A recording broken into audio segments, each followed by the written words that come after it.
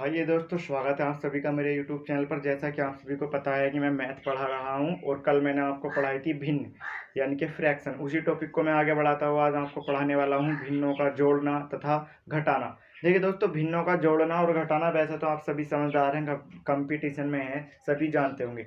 लेकिन दोस्तों आज मैं आपको बता दूं कि आज मैं आपको वीडियो के अंत में ऐसे क्वेश्चन कराने वाला हूं जो हर एग्जाम की दृष्टि से बहुत ही महत्वपूर्ण होने वाला है। चाहे वो रेलवे हो, चाहे वो एसएससी हो, चाहे वो यूपी ट्रिपल एससी हो। जो यूपी ट्रिपल एससी पैट का एग्जाम देने वाले हैं उनके लिए भी वह क्वेश्चन बहुत महत्वपूर्ण होने वाला है। तो दोस्तों बने रहिए मेरे साथ वीडियो में अंत तक। और मेरे चैनल पर आपका हार्दिक स्वागत है। तो दोस्तों देखिए, इसी सीरीज को आगे बढ़ाते हुए मैं क्वेश्चन करा रहा हूँ। देखिए दोस्तों, क्वेश्चन है लिखा हुआ 2530 से ही 1/8, 2530 से ही 3/8, 2530 से ही 5/8 और 2530 से ही 7/8। अब देखिए दोस्तों, हमें इसे सोल्व करना है। ठीक है, आपके सामने ऑप्शन लिखे हुए हैं, आप पहले तो अपनी कॉपी पर सोल्व कीजिए और आंसर चेक कीजिए कि हाँ आंसर क्या आ रहा है। मैं इसे सोल्व कराता हूँ। देखिए दोस्तों, इसे सोल्व करने के लिए आपको दिखाई दे रहा होगा 1 2 3 और 1 4। 2530 कितनी जगह पर लिखा हुआ है? हमारा 4 जगह पर। तो मैं इसे पहले ले लेता हूँ 2530 को कॉमन। क्या लूंगा दोस्तों? 2530 को कॉमन। लेकिन दोस्तों अब आप एक बात बताओ, मेरा 2530 कितनी जगह पर है लिखा हुआ? 4 जगह पर 2530 लिखा हुआ है। तो मैं इसीलिए इसे 2530 को मल्टीप्लाई करूंगा 4 से। क्या इतनी बात आप सभी की समझ में आई? 2530 को मैं मल्टीप्लाई करूंगा 4 से, क्योंकि 4 जगह पर मेरा 2530 जो है लिखा हुआ है। अब देखिए दोस्तों, बीच में चिन्ह प्लस का लगाएंगे, क्योंकि प्लस का है तो प्लस का लगाएंगे। अब 2530 जब हमने सारी सब जगह से बाहर ले लिया तो अंदर क्या बचा? 1/8 प्लस 3/8 प्लस 5/7 प्लस 5/8 प्लस 7/8। अब देखिए दोस्तों, इतनी बात आप सभी को समझ में आई होगी। अब देखिए दोस्तों, इसे करने के लिए सवाल को अब हमें क्या करना होगा? 2530 की जब मैं 4 से मल्टीप्लाई करूंगा तो क्या होगा? 4 0 0, 4 तिया 12 का 2 और 4 पंजे 20, 20 और 1 21 का 1 और 4 दूनी 8 और 2 10। क्या इतनी बात आप सभी की समझ में आई?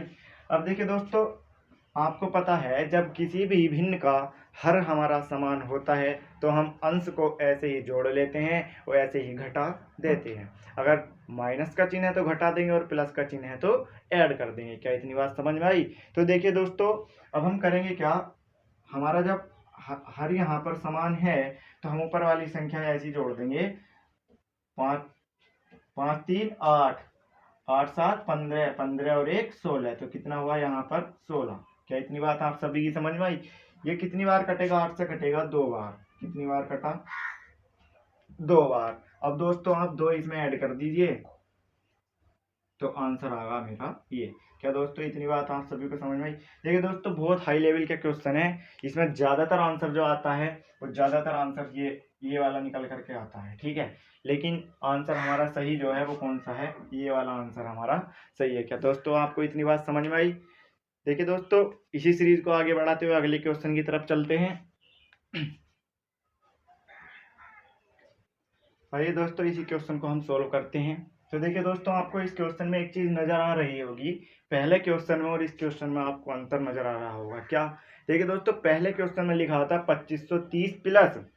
2530 प्लस जो भी संख्याएं लिखी हुई थी, लेकिन इसमें दिखाई देगा 1540 सही 1/5, 1540 सही 2/5 और 1540 सही 3/5 और 1540 सही 4/5। अब देखिए दोस्तों, इस क्वेश्चन को हमें सोल्व करने के लिए क्या करना है? दोस्तों आप एक बात बताइए, क्या मैं यहाँ से 1540 कॉमन ले सकता हूँ या नहीं? क्या मैं यहाँ से 1540 कॉमन ले सकता हूँ या नहीं? अब देखिए दोस्तों, आप कहेंगे आपने 1540 कॉमन लिया, बीच में चिन्ह काय का लगाया? प्लस का, क्योंकि चिन्ह काय के लगे हुए हैं यहाँ पर प्लस के। अब देखिए दोस्तों, यहाँ से 1540 चला गया, ये चला गया, ये चला गया और ये चला गया। अब हुआ क्या दोस्तों? हमारा 1/5 प्लस 2/5 प्लस 3/5 प्लस 4/5। क्या इतनी बात आप सभी की समझ में आई? अब देखिए दोस्तों, हमने यहाँ पर 4 से मल्टीप्लाई क्यों नहीं की? हमने पिछले सवाल में 4 से मल्टीप्लाई करी थी। क्यों करी थी? क्योंकि दोस्तों 2530 प्लस संख्याएं लिखी हुई थी उसमें, लेकिन यहाँ पर यह हमारा जो है सही बटों में है, यानी कि 1540 से ही 1/5 और वो सवाल था हमारा 2530 से ही 30 प्लस 2/5। इस तरीके से हमारा वो सवाल जो था लिखा हुआ था। तो दोस्तों इसमें और इसमें हमारा क्या है, अंतर है। तो देखिए दोस्तों इस सवाल को हम इस तरीके से सोल्व करेंगे। काफी हाई लेवल का सवाल है दोस्तों। 1540 प्लस, अब दोस्तों एक बात बताओ, जब हर हमारा समान होता है तो ऊपर वाली संख्याओं को हम ऐसे ही ऐड कर लेते हैं। 3 और 3 6 4 10। इतनी बात समझ में आई। 5 से कितनी बार कटेगा, 2 बार। 5 से कितनी बार कटेगा, 2 बार। क्या आप सभी की इतनी बात समझ में आई। अब इधर देखिए दोस्तों,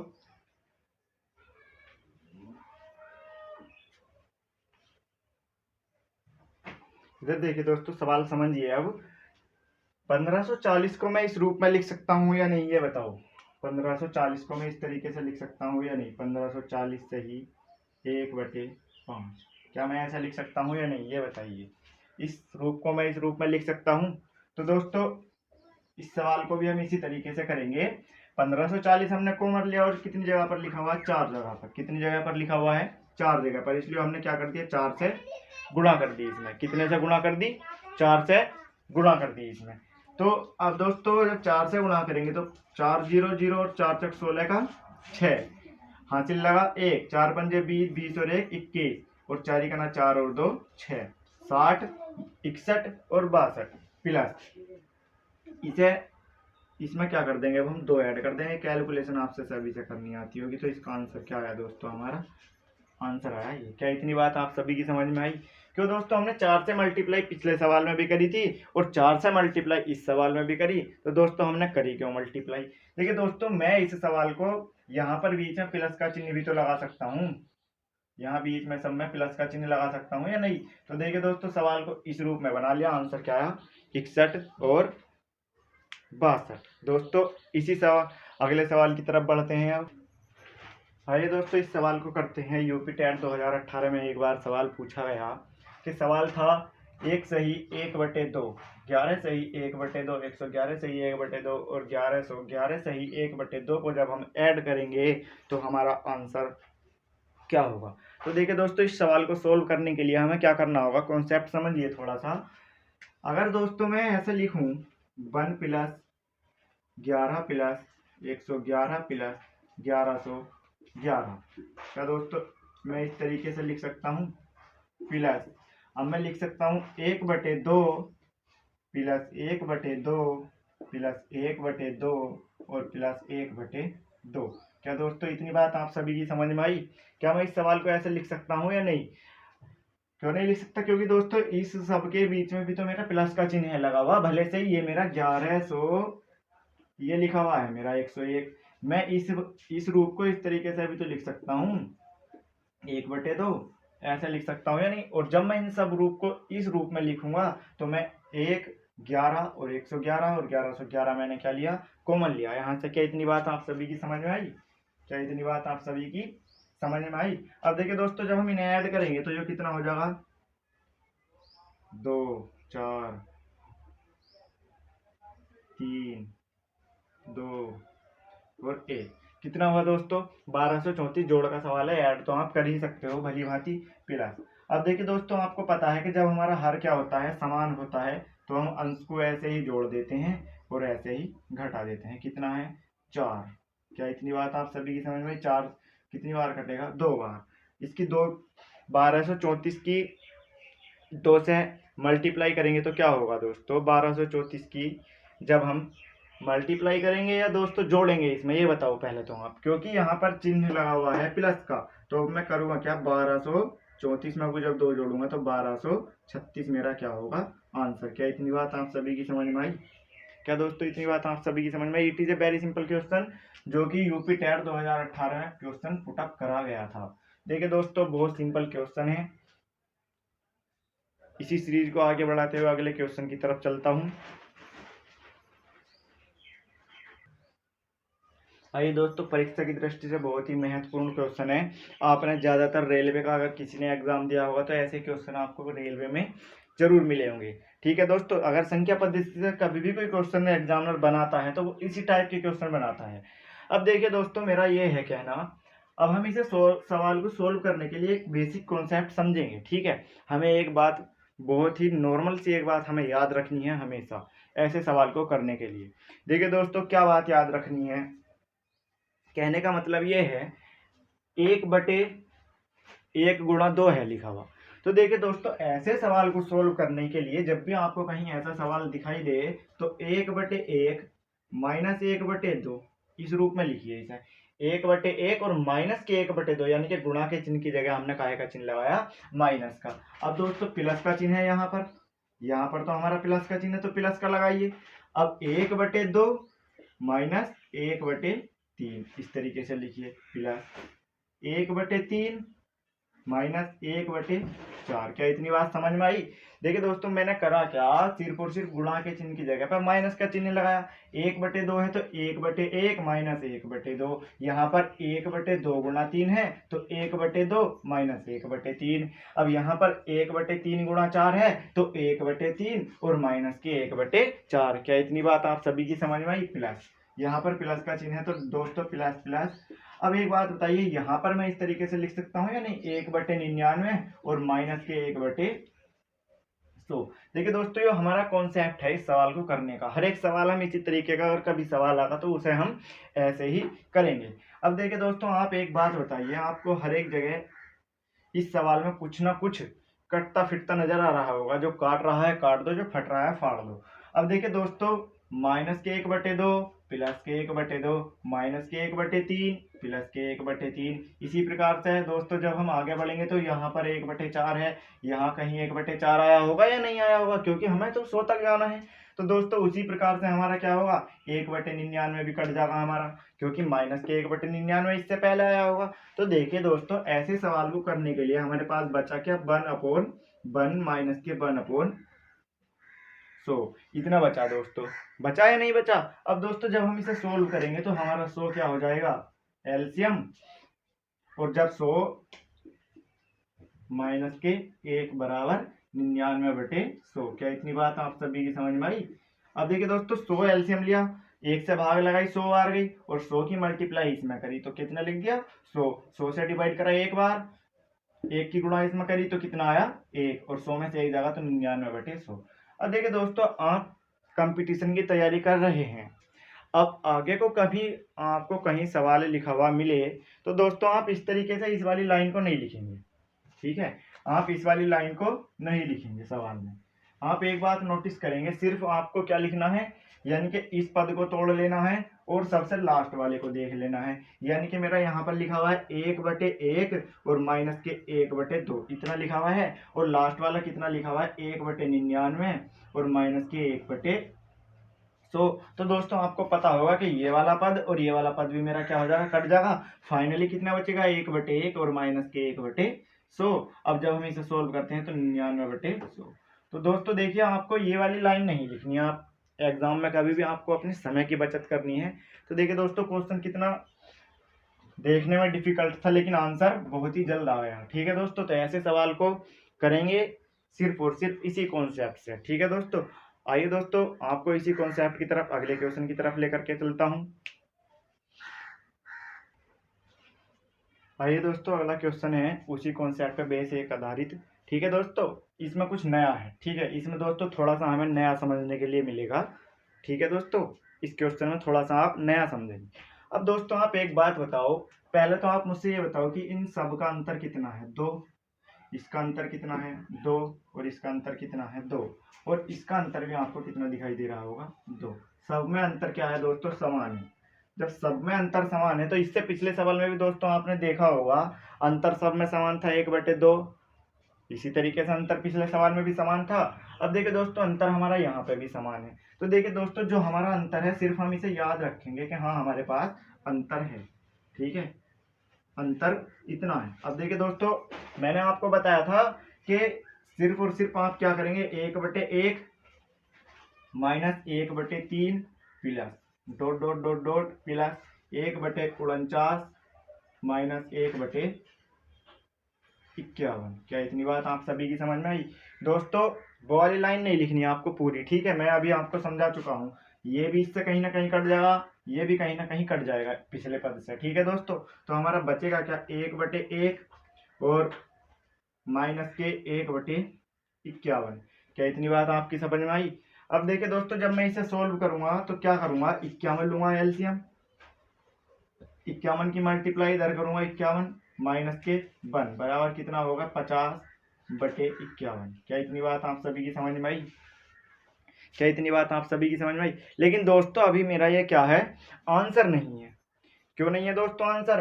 क्योंकि मुझे लास्ट में अंतर से, ऐसे सवाल में मुझे अंतर से हमेशा क्या करनी है, मल्टीप्लाई करनी है। क्या ऐसे अंतर से, अंतर मेरा यहाँ पर अगर 4 होता तो मैं यहाँ 4 से मल्टीप्लाई करता, और अंतर मेरा यहाँ पर क्या है यानी कि दोस्तों एक बात बताइए, यहाँ पर ये लिखा हुआ है अंतर है 2।